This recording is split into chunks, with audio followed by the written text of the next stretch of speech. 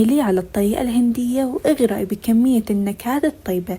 البريان الهندي قنبلة من النكهات.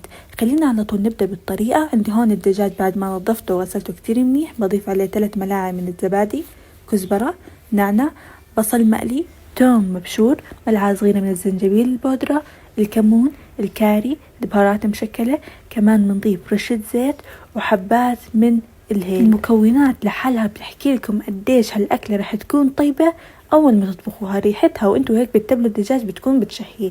بتضيفوا آخر اشي عصرة من الليمون، ملعقة صغيرة من الملح، وهيك بتكون تتبيلة الدجاج صارت تمام التمام. ولا أحلى بغطيه بالنايلون وبخليه بالثلاجة تقريبا لمدة 2 ساعات حتى ياخد النكهات.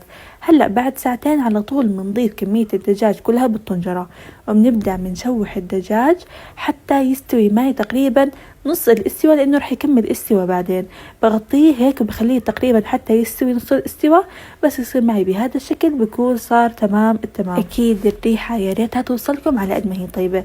بتخلي طنجرة الدجاج وبعدها على طنجرة فيها مي سخنة. بنضيف المي السخنة بهذا الشكل وبنبدأ بنجهز الرز. نضيف عليه ملعقة من البهارات الصحيحة الغير مطحونة، كمان بنضيف ملعقة من الملح. وهلا عندي هون الرز بعد ما نقعته وغسلته كثير منيح، بنضيفه فوق المي بهذا الشكل. هلا بكل سهولة بنحركه تحريكة أخيرة بس وبغطيه حتى يستوي معي الرز.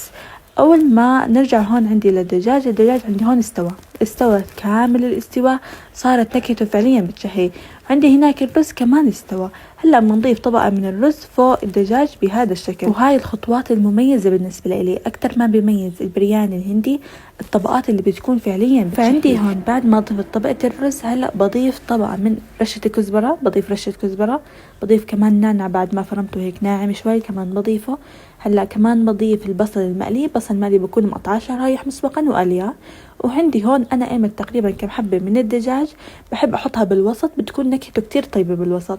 هلا بنرجع بنضيف طبقة من الرز بهذا الشكل، وبنضيف كمان طبقة من الكزبرة، طبقة من النعناع، وطبقة من البصل المقلي، وكمان من آخر إشي بنضيف كل كمية الرز المتبقية. أحلى ما في هالأكلة بتقدروا تخمنوا طعمها وإنتوا بتعملوها، لأنه فعليا هيك خطواتها مع بعض كتير مميزة، كتير بتشهي، وريحتها هيك وإنتوا بتعملوها فعلا بتكون كتير بتشهي. آخر إشي بنضيف باقي كمية البصل، باقي كمية الكزبرة والنعناع على الوجه، وخلص بغطيه بس حتى ياخد هاي النكهات بهذا الشكل. خلص بكون تمام تقريبا بخليه بس على النار لمدة 5 دقايق مو أكتر من هيك، لأنه الدجاج مستوي والرز مستوي كمان، بس هي شغلة إنه ياخد النكهة. آخر إشي بنضيف مسحوق الزعفران إذا توفر عندكم، راح يعطيكم لون كتير حلو لها.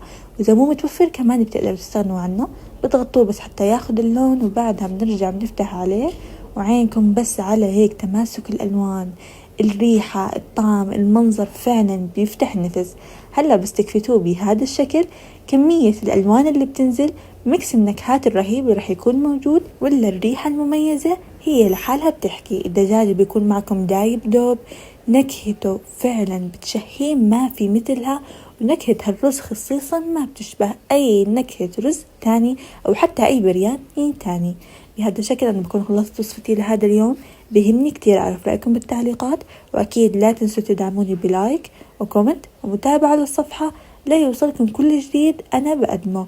ولازم إنكم تجربوا هاي الوصفة خاصة بهاي الأيام، لأنكم راح تحبوها كتير وراح تعتمدوها، ورايح عليكم كتير إذا ما جربتوها.